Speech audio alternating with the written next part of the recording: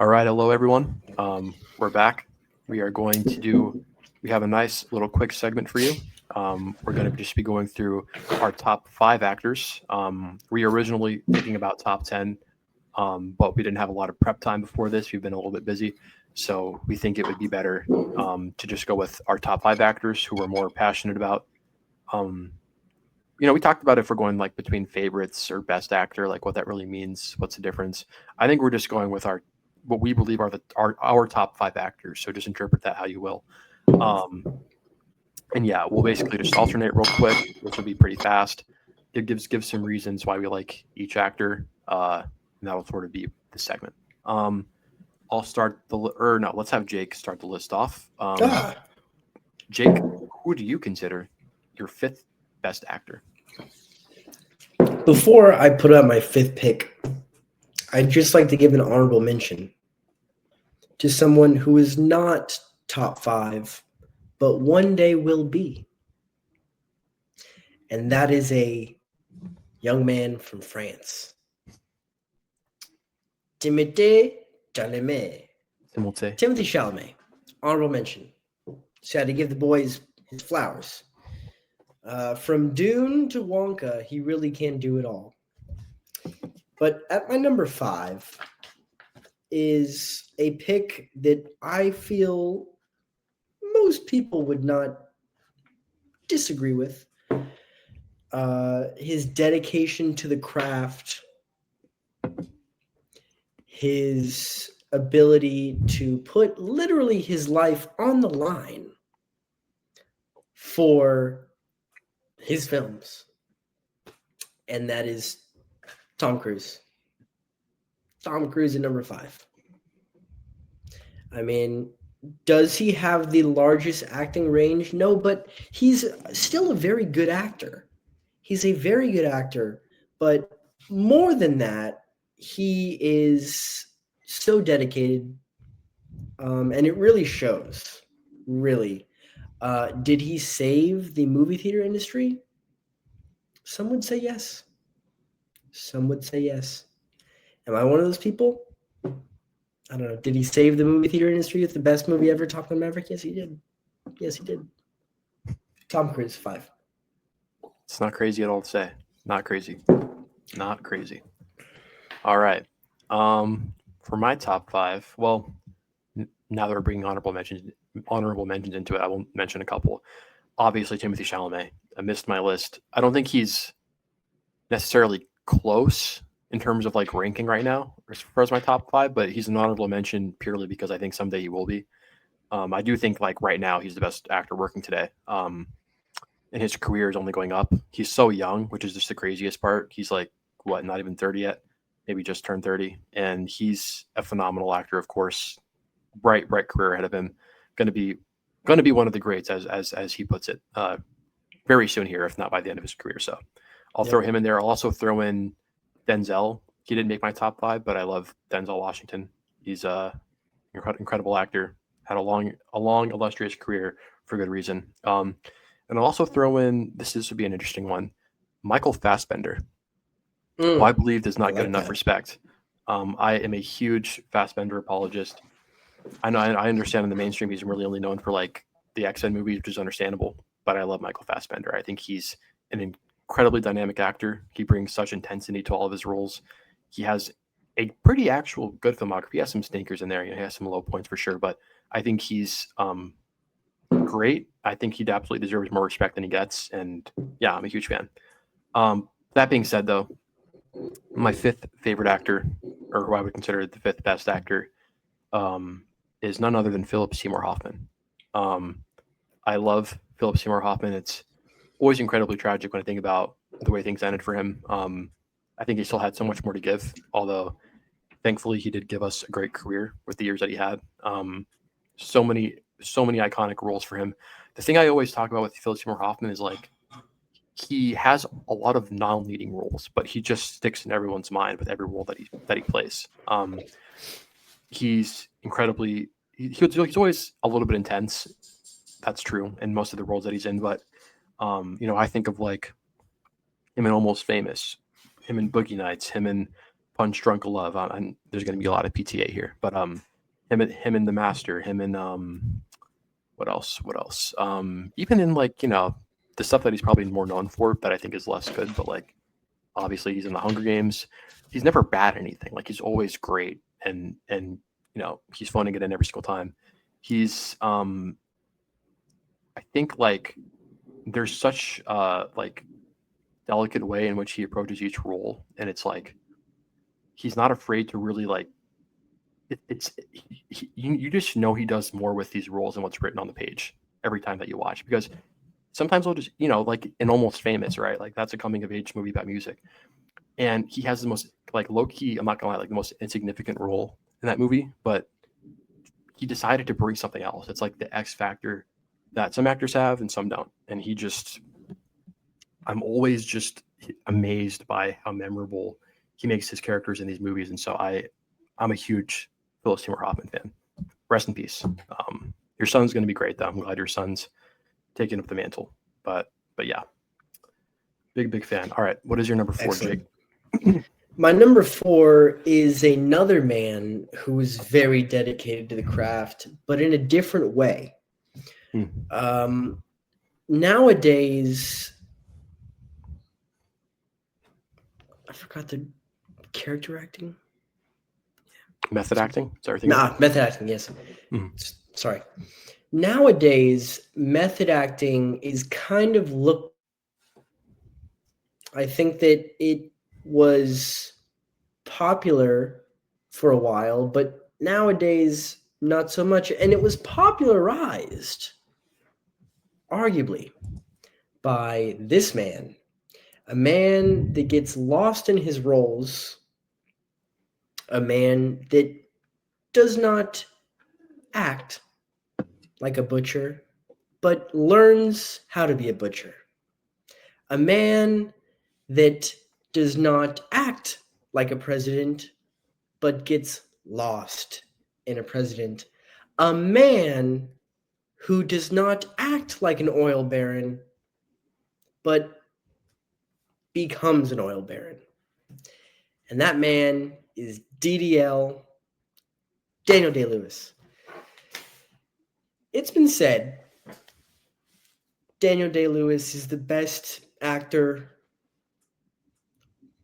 of all time. And for my list, I don't think that that's the case. But I wouldn't argue with anyone who says that. This is a man who becomes his characters. He does not, like I said, he doesn't act. He is a chameleon. He learned how to sew dresses for, what was the movie? I forgot where he's the Phantom Thread. Yes. He learned how to do that so he could more accurately portray that on screen. For the butcher in Gangs of New York, he had a glass eye contact that he learned to tap with his knife, real knife, without flinching. He would not wear anything. He got pneumonia. He was out there in the cold. He learned how to butcher. Actually, this is, what's the one where he's disabled? Were you disabled? Yeah.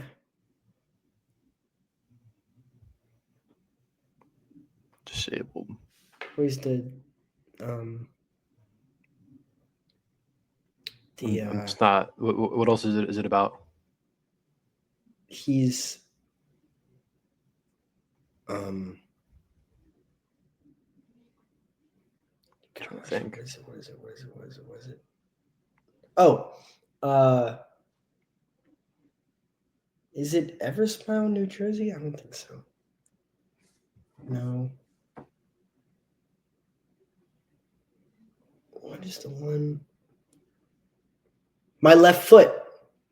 I haven't seen it. My Left Foot. This is a man who acted like he had cerebral palsy for the entire span of filming, not breaking once. Last of the Mohicans. Lincoln. I mean, when we talk about acting on TikTok, what is the first clip that comes up? I've abandoned my child. I've abandoned my boy. And it's been done to death, but it started because it's I drink your milkshake. Like, this is a guy who you can just, he's on another level. He's on another level. Honestly, now that I'm talking about it, I feel like I should have put him up higher. But that's okay. We're going to keep him there. It's all right. We're going to keep him there. That's okay. That is okay. In truth, Daniel Day-Lewis belongs on my top 5, but now because Jake has mentioned, I'm going to keep him out just to make it a little bit interesting. But he would be in my top 5. I love Daniel Day-Lewis. He pretty much covered all the points that I would make. I think for my number 4, I'm going to go with Joaquin Phoenix. As far as his body of work, it's seen better days. I'm not going to lie, just within the past decade. A couple in there are really good, but I mean, I think he was doing far better work by, probably pre 2016, 2015. Joker? Well, yeah, I don't think Joker's a great movie, but I do think he's incredible in it. I mean, let's be honest, people, it's a rip off a Taxi Driver, but different discussion. But Better Taxi Driver. Well, all right. Well, this is the first of many bad takes that you guys will be exposed to, but that's all right. We're all entitled to our opinions. That being said, a 14-year-old. That being said, love Joaquin Phoenix. Again, it's like I didn't like Napoleon, for example. There's a lot of his newer work that I don't like, but I rarely think that he's bad in something. I think he always brings it. He's a very intense guy in real life, so it doesn't surprise me that he's this good in movies. He's like, completely immerses himself in each role. Obviously iconic in movies like Gladiator. Trying to think what else. There's some stuff that's rolling off my head. He's in a Gus Van Sant film that I can't remember with Nicole Kidman. To Die For. He's in To Die For. He's great in that. Beau Was Afraid. Beau Was Afraid. Yeah, see, another one that's like, now that one's more polarizing. I know some people loved it. Some people hated it. Me and Jake kind of fell in the middle. But that was a fun experience watching that. It was definitely an experience. I'll say that. And he was phenomenal in that, so it's like his acting has chops I've not necessarily gone away. But he's incredible. I need to remind myself, Her. Her is one of my favorite movies of all time, right? It's by Spike Jonze. Powerful romance film. It just shows the versatility that he can display. He's good at subtlety. He's good at, sort of intensity. I thought he was really good in Eddington, so it's like there's never, of course, how am I forgetting? I love The Master. I mean, this is an actor who there's actors who, it's them, and there's actors who transform. And that is Joaquin Phoenix. I did mention Gladiator. Yeah. I love him in Gladiator, of course. Obviously completely transforms and Walk the Line. I mean, that is Johnny Cash. Brother Bear. Yeah, right. Yeah. Brother Bear. Incredible film. Obviously, M. Night Shyamalan's The Village and Signs. He just brings it in both of those, so emotionally compelling. It does help that, like I said, his earlier work, he's just given great characters. Like pre-2015, the characters that he's working with are just insane, like so well written, but then again, well casted, well directed, well acted. It just all falls into place for him, and deservedly so. So I love Joaquin Phoenix. He's my number 4. Who is your number 3, Jake Johnson? My number 3 is, love him or hate him, and he's been in some controversy as of late, but you cannot deny that he has some very, very iconic characters. And for that reason, my number 3 is Johnny Depp. Wow. I was not expecting that. Yeah, okay. I know. From Edward Scissorhands to The Demon Barber of Fleet Street to Sleepy Hollow, Willy Wonka, Pirates of the Caribbean, Tonto, we don't talk about that. Black Mass, Mhm. pretty good. Blow, very good. Oh, what a pull. Everyone Blow, watch yeah. Blow. Love Blow. Everybody watch Blow. Blow's crazy. Blow is crazy. That's ball knowledge. Thank you. To Rango, to Fear and Loathing in Las Vegas. Wow. I mean, he has quite the filmography. This is Corpse Bride that I just saw the other day. Corpse Bride. But yeah, Johnny Depp, he brings it. He brings it, and he has so many iconic characters. I had to throw him in there, and I feel like I'm missing a big one of his. I feel like you are too, but I think you got most of what matters. But yeah, let me look, because I think you might have missed something. Let's see. Nightmare on Elm Street. People forget he's in that. He's one of the main characters in that. Wow, Rango. Dark Shadows. Public Enemies. Underrated. Michael Mann, I think. Yeah, Michael Mann. Alice in Wonderland. Some of those films are not highly regarded, but I'm a fan of those. Donnie Brasco. I rest my case on Donnie Brasco. If you don't watch Donnie Brasco. Completely forgot about that, but yeah. If you have not seen Donnie Brasco is the one I forgot about. Donnie Brasco. What's Great Eating film. Gilbert Grape? Guys, I mean, Johnny Depp. That's right. Guys, Johnny Depp. Come on. You think about it. I recently saw Dead Man, which is a black and white movie, like Western with him in it. I didn't like it a lot, but it was unique. And I would probably not watch it again, but it was interesting, to say the least. It was interesting. Dark Shadows. But yeah, I mean, Johnny Depp. Great pick. Great pick. Thank you. What did I have for my number 3? I'm lucky forgetting. Oh, no, I got it. Okay. My number 3 is none other than Mr. Robert De Niro. Probably as cliche as picks get, but that's all right. Yeah, I mean, what can't be said about Robert De Niro, right? I mean, he's one of the greatest of all time for a reason. You know, I think the impact that he's had on film, just one of the simple reasons why it is that way is just how long his filmography has spanned. I mean, even just taking away the way he dominated like the 80s and most of the 90s with his films, like just look at how long it's actually spanned though. Like it started in the early 70s with Mean Streets, which was a phenomenal film from Martin Scorsese, and sort of launched their collaboration. Now, I'm not going to lie, I have not really liked him in most of the 2000s. But with that being said, he's such a force of an actor that obviously he's still in films at his old age. And you didn't like Dirty Grandpa? No, did not like Dirty Grandpa. I think Jake asked that knowing the answer. No, I think he's been, for the most part, mostly I don't like most of his comedies, although there are a few I actually do like. I like the Meet the Fokker series. Those movies are good, and I like him. I'm watching you, Fokker. I'm watching you. I also liked him in sort of, I don't know how I would categorize these groups of movies, but these like series of films that he was in with Jennifer Lawrence and Bradley Cooper, sort of like Silver Linings Playbook and Joy, and I think another one. I liked him in those kind of randomly because that's not the kind of role I would usually like him in. Loved him in Killers of the Flower Moon and The Irishman. So those are like 2 exceptions. I loved him in those.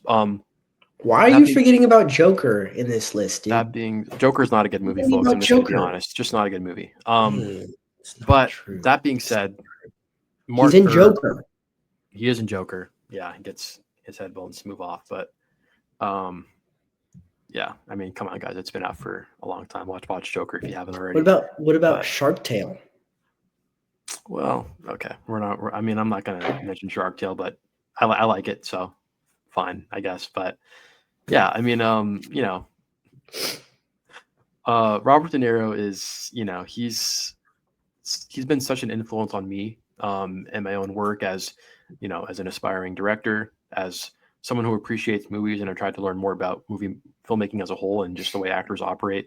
Seeing his collaborations with Martin Scorsese has had a huge impact on me.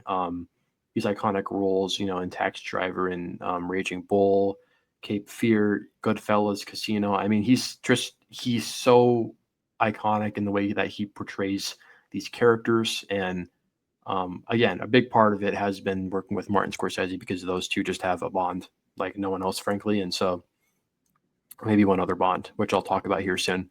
But yeah, just an incredible actor, well regarded for a reason, and well deserved in my number three. But yeah, how would you kick off Love your it. top two, Jake?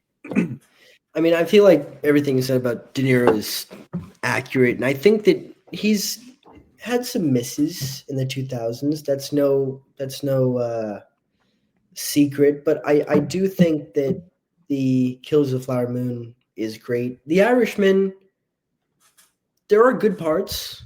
I think that when he's supposed to be age appropriate, it's really good. Not when he's supposed to be like a 30-year-old, but he's walking like an 80-year-old. That being said, Mazel Tov on having another child with what was she like, 26? I don't know. It's crazy. That's nuts. That's nuts. I'm sorry. Respect to the man. That's nuts. All right, moving along. My number two is going to be a man. I think there's a theme here with a lot of my people, and that theme is dedication to the craft. And this is the third time I'm saying it, but when you think about putting your body through the extremes, gaining a large amount of weight, losing a large amount of weight, putting on a large amount of muscle. Just that alone is very difficult and takes a lot of mental fortitude. But at my number two is the man from England, Mr. Christian Bale. Christian Bale could act as anything, I think, and we'd believe him. I mean, he's been in some of the most iconic movies of all time: The Dark Knight, The Prestige. He's been in most recently, I believe it was the most recent one Ford v Ferrari? Was that, or Pale Blue Eye? Pale Blue Eye. Yeah. He's going to be, I think, in the new. What is it? The new. Oh, it was Thor: Love and Thunder. Oh yeah, which he was good in. Yes, Despite how much that movie sucked. hey, he was very good in that. The Big Short, one of my Big favorite movies. Very, very Mhm. good. And who can forget American Psycho? I mean, it takes a really specific type of actor to pull that off, where you have equal parts charismatic and creepy to really sell this really satirical, frankly comedic movie. It's supposed to be satirical, it's supposed to be comedic, and it is. And if you see it that way, it's very good. If you take it at face value, it's very bad, and that's what many people do, and that's why they don't like it. Many people take it, or they like it too much, and that can also be an issue. We've seen that happen. But yeah, number two, Christian Bale. Love that pick. Love Christian Bale. He probably belongs on my list too. Yeah, the guy physically transforms for his roles. I mean, it's, he is a talent like no other. Obviously nostalgic Batman trilogy and all, and loads of other films. But yeah, I mean, that guy, that's, he's hardworking, he's dedicated. That's the type of energy that we love seeing, just in Hollywood at large, but that I think every actor should model their own work after, because he's dedicated to his roles. It's simple as that. Yep. All right. starting off with my number 2. These two, they're not interchangeable, but I would say I love them equally, even though they're, I think, rightfully divided. My number 2 is Mr. Tom Cruise. If you had asked me like a year ago, even, but definitely before that, Sorry, we got a Texas thunderstorm here, folks. Sorry about that. that's scary. A little bit That's scary. crazy. But yeah, I mean, like I was saying, if you had asked me like 2 years ago, he probably wouldn't have been this high. But I think that was just because I wasn't exposed to enough of his filmography. Because I think there is a huge misconception about Tom Cruise as an actor in this country at large. I don't know why I said this country, in the world at large, when it comes to movies, and that's that he's just only an action guy. I don't think there could be something that is like further divided from the truth, further divorced from the truth, than just writing him off as purely an action star, which he is, but he is not only that. All right. Although to address the action, no one does action like him. All right, except there's maybe a few other names you could throw in there. Obviously, people like Bruce Willis, Clint Eastwood, people that have had illustrious careers doing action roles. But obviously, right, the main thing that sets Tom Cruise apart is the fact that he does his own stunts. All right, the man puts his body on the line.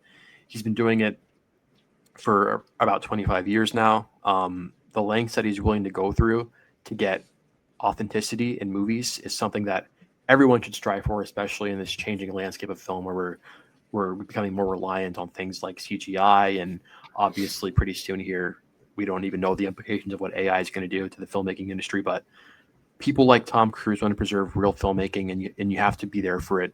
That's why he puts people in theaters with his movies. Mission Impossible, of course.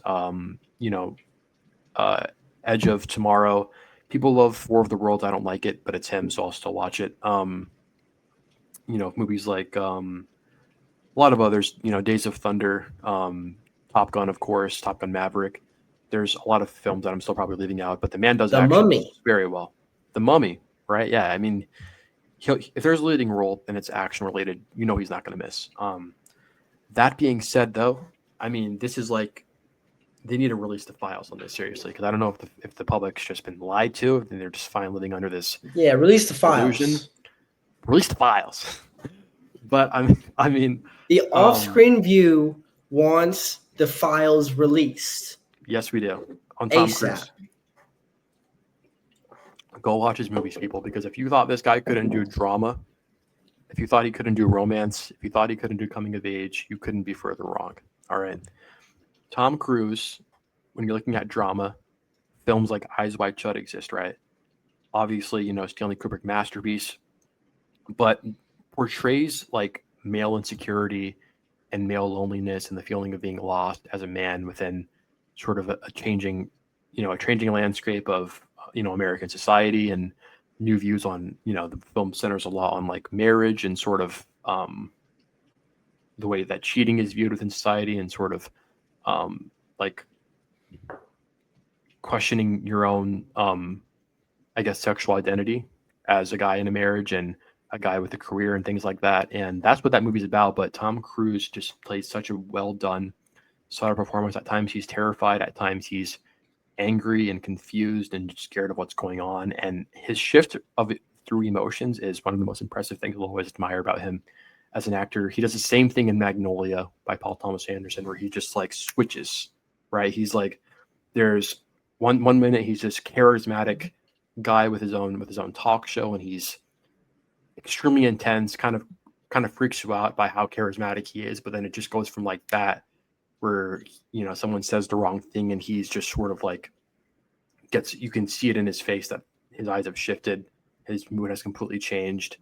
I mean, he's effectively playing like a crazy person, right, with mental disorders, and not anyone can do that. Not just anyone can do that. Obviously, the man can do romance very well, right? I mean, think about films like Jerry Maguire, Vanilla Sky. He's able to become these, and don't get me wrong, those movies have like aspects of comedy or drama. But he is believable, as sort of this like heartthrob role. I'm glad he didn't do more romantic comedies, even though I would have liked watching it. it probably would have ended up hurting his career. Because I think it's easy for someone like Tom Cruise to slip into like a heartthrob typecast, but just like Matthew McConaughey and Leo, he avoided that with the roles that he chose. And I couldn't be more grateful because since then he's given us absolute cinema, so he can keep going. And I will be seated every time Tom Cruise makes a movie. So that is my number 2. Do you have any thoughts on Tom Cruise, or is he? I'll let you go with your number 1. I mean, you said it very well. Everything that I'd said about him, you doubled down on. I think that, yeah, there is a common misconception about the guy that he's just this action star. And I know that most of my points were action oriented, but that alone would land him in my top 5. But the guy can also, hit those emotional points. Did he hit it in the Final Reckoning Part 2? I don't think so. To be honest, I don't really think so. But he can do it. And I was frankly shocked at how good he was in Jerry Maguire. It's a very simple story, but it's carried by that performance of his. And there's no action at all. It's just an agent. So yeah, Tom Cruise, the GOAT. When they put him in that Scientology grave, I may not be invited, but I will make sure I'm as close as possible. Tom Cruise. For my number 1, he was in a movie that recently came out. He started acting when he was very young. He had a lot of hits, a lot of acclaim when he was young. And he has kind of garnered a cult following. And that is Jared Leto. Just kidding. I'm just kidding. I'm kidding, folks. I'm kidding. You know who number 1 is. Why do we even have to make this list? Does he even have to say it, honestly? You know who the number 1 actor of all time is. It's Mr. Renowned actor Leonardo DiCaprio. The GOAT. Could there be anybody else? What can't he do? What can't he do? Who can't he be? Who can't he sleep with? No one over 25. There it is. I mean, watch this. Once Upon a Time in Hollywood, Titanic, Django, Catch Me If You Can, The Departed, Jordan Belfort, or The Wolf of Wall Street, Shutter Island, Romeo and Juliet, Inception, Blood Diamond, Gangs of New York, The Revenant, Great Gatsby, Critters 3. I mean, I feel like I'm missing something on that list. Critters 3. Oh, Killers of the Flower Moon. Don't Look Up. I mean, J. Edgar. Guys, like The Aviator, The Beach, The Man in the Iron Mask. I haven't seen that one, to be honest. He's got a great scene in that. I've only seen the scene, but I haven't watched the movie. What's Eating Gilbert Grape? What's Eating Gilbert Grape makes a second appearance this episode. I mean, come on. Like, if he had half those movies, he'd be in the conversation. Truly bizarre how it took so long for him to win an Oscar. Truly bizarre. Truly bizarre. His next movie is going to be about, and Angel and I have discussed this, the serial killer and con man that is H.H. Holmes. Fascinating. I'm so excited about that. And the guy is just, I mean, one battle after another. Like, I mean, come on. I forgot about the most recent one. Like, when you think actor, he's there. When you think big movie, you think Titanic. he's there. You know, is there a woman in America that did not have a crush on him at one point? Probably not. Probably not. And those ages range from 14 to 90. I mean, what Yeah. I like, you know, the guy is the guy. He's the I guy. don't really know what more I can say about it. Like, he's just DiCaprio. Also, I don't think we talk about enough. What an awesome name. I know it's probably not his real name. If it is, Leonardo even cooler. DiCaprio. Yeah. It is his real name. It That's was his real actually name? it was actually his casting director that wanted to change it to like something really dumb and American. You can look it up. It's like I forget. It was like Lenny Brown or something stupid, and his dad was like, "No, you're going to be Leonardo DiCaprio." That is fucking awesome. Yeah, you can look at. There's like an interview I think on like Kimmel or something, some talk show where he talks about it. But yeah, his real name is like Leonardo DiCaprio. People try to tell him it wasn't good for Hollywood, but good thing he's stuck with it. It What the sounds hell are you talking about? that name has aura, but That's like whatever. sick. Yeah. People just don't know ball, I guess. And simple as that, you know. But yeah, is there anything else to say about Leo? He's the GOAT. And he can do no wrong in his acting. The one kind of miss for me that I've seen, and I just don't like this movie as a whole. I don't like Jonah Hill in it. I don't like Timothy Chalamet in it. I don't like Jennifer Lawrence in it. And I don't even really like Meryl Streep in it. Don't Look Up. I don't like him in Don't Look Up. I mean, it's okay. I just don't like the movie as a whole. And what he's doing is great. I just don't like it. Also, thank God he was not cast as Anakin Skywalker. Thank God. Thank God. Because I don't know what that would have done to his career, but it certainly wouldn't be where it is right now. Thank God. Sorry, Hayden. Anyway, that's my point. Yes. Well, my number one is also the man himself, Leonardo DiCaprio. It was never going to be anybody else. I tell Jake the story all the time when I first got into movies for real, which would have been like mid 2022. And I just decided to watch Inception one day randomly because I had kind of always heard about it, but I had no idea what it would be about. I consider that a very pivotal moment in my life, and especially it set my entire interest in movies into motion. Introduced me obviously to like Christopher Nolan. And then Leonardo DiCaprio was like, this is like the first time I actually cared to look up who an actor was after watching a movie. So I'd heard the name before, and then I saw that that's who it was. I'm like, oh, okay, this is Leonardo DiCaprio. Thought he was phenomenal in Inception, which is obviously one of my favorite movies, which all you guys will hear about more many times. But Leo is someone for me that he was among some of the main reasons why I got into movies. He was one of the first actors where I was like, I need to see what this guy is spending. Like early into my film watching journey, I made it a mission to like go through his entire filmography. And granted, there's probably like a couple blind spots I still have because he's been in more movies than you might expect, mainly in the 90s. But that being said, I've watched most of his movies by this point. Every movie that I've watched from him has only served to strengthen another reason why I think he is genuinely the greatest actor to ever live. I look at the thing is like with Leo, it's like you look at the reasons why he started to act, and you see that you actually get to watch his career develop, which is one of the coolest things. Like as the years go by, he becomes more versatile. He takes more risks. There's literally nothing this guy can't do. I mean, when I think about his early career, when he was like extremely young, right? When he was in like This Boy's Life.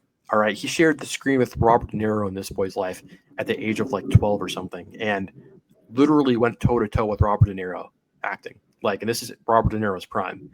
I like the film, but they're both incredible in it. Obviously, a couple years later, he goes on to do What's Eating Gilbert Grape, right?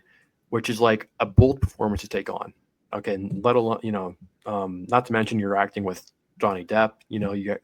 It's a great cast, and that's not an easy role to do, right? To do it in a way that's tasteful, in a way that leaves an impact, and that he should have won the Oscar that year. Truthfully, even though Tommy Lee Jones I think is great in The Fugitive, when a win like that would have put him on a way quicker road to where he ended up deserving in terms of his career. But incredible performance. One of my favorite performances of all time from any actor is Basketball Diaries.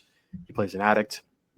Lots of films have been made since sort of model the same story, like Beautiful Boy with Timothée Chalamet, which I think is a fine film. But Basketball Diaries is incredible. He just transforms and just breaks your heart. It makes you wonder, like, what if this was your kid, right? That found drugs and this became their life, and it's like you couldn't even recognize them. It's such a sad and moving story. Obviously Titanic, like the guy, of course, no surprise there, he can do romance. And then of course when everything Departed. changed, right?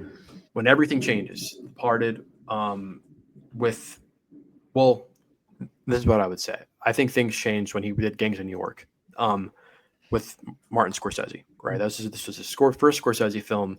It was a serious role. Again, carried his weight against Daniel Day-Lewis in his prime, which is just like a whole point on its own. But showed incredible promise at such a young age, and then of course after that, he made a decision, a career-altering decision. I'm not going to do superheroes. I'm not going to do rom-coms, and I'm going to choose roles that challenge me because I don't want to be the heartthrob anymore. And he ended up doing Catch Me If You Can, right? With this, granted, a bit of a heartthrob, but great movie. Steven Spielberg, Catch Me If You Can. Obviously went on to do Scorsese with performances that I consider just simply some of the greatest performances of all time. The Aviator is absolutely mind-blowing what he does in The Aviator. And it sucks because the movie is a little bit boring and drawn out, but he is incredible in it.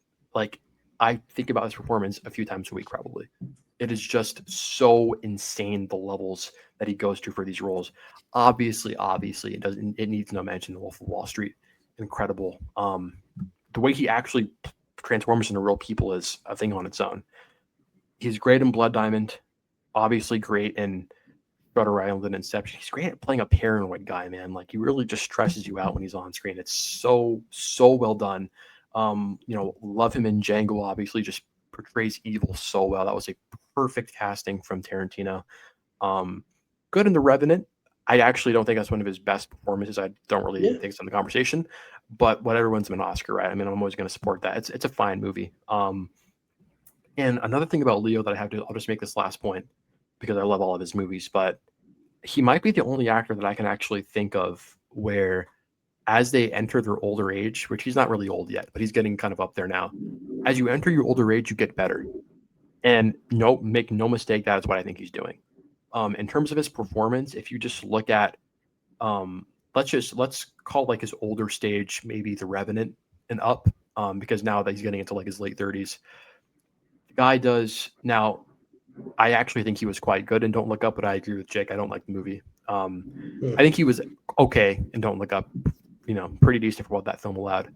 But obviously, right, you have Once Upon a Time in Hollywood, which I think you could argue is his best performance. You could make that argument. He is incredible in that movie. He's hilarious. He's charming. He's like, he displays more of his versatility the more films he makes these days. And so I absolutely love him. Once Upon a Time in Hollywood, I think he's incredible in Killers of the Flower Moon. Obviously, once again, holding his weight against other great actors. What was the one I'm thinking of? Obviously, right, One Battle After Another. Like, you could make the argument this guy's only getting better. And whereas, I don't know if that was necessarily true for other actors getting closer to their 50s. Like, I don't know, I'd have to verify like what age Al Pacino and De Niro were in the 90s. I guess I actually don't know. If they were late 40s and I'm wrong, then I can think of other examples, but I think they're a little bit younger. But like, at least that comes to mind. I mean, I could think Jack Nicholson did a similar thing. So did Marlon Brando, like guys who actually just got really good as they got older. And listen, I'm certainly not complaining because I don't think Leo had a weak point in his career. Unlike other actors, like I think he's been good since day one. And I think it just happens to be the case that he's getting better because even nowadays, like he's been doing this for so long, he's still finding things that are new, things that challenge him. One Battle After Another was very different from anything that he'd done in the past. So I will continue to support whatever he does. He's my favorite actor of all time. And yeah. You have any final thoughts, Jake? I mean, if you look up actor in the dictionary, he's there. It's a big picture of him. That's it. And I think it would be disrespectful to put anybody else at number one. I agree. I agree. Well, that is it, folks. That is our top five. Let's just call it favorite. Let's call it. We think they're great, but let's just say favorite. Yeah. Or top five best, whatever. However you want to interpret it. Our top five actors. Again, these lists, it's like taken with a grain of salt. These are our lists today, but I'm sure we're gonna have other actors we throw in here on a different day that you ask us. At least I would. So yeah, I mean, we enjoyed this ranking. Went a little bit longer than I think we thought it would, but that's okay. We love talking We had about a lot these to actors. say. We had a lot to say. We had a lot to say, right? That's the way it goes sometimes. But please like the video. Give us feedback if you like this style of stuff. If you want us to, if you want to see more of this style of ranking or draft. Yeah. Any other things you want to say, Jake? I mean, I don't know if this is connected to the top 10 movies of the year, but I'm not going to apologize to anybody. And yeah, I'm right. And if you don't think so, then I don't know what to tell you. Like Angel said, like, comment, subscribe, do whatever feels right to you. If two of those feel right, do two of them. If one of them feels right, do one of them. If all of them feel right, do all of them. Do what you feel is necessary. Also, Letterbox right there. Follow if you want the most accurate and engaging one-liners on the app. And we have been Jake and Angel, and this is the Off-Screen View. Have a good night or day.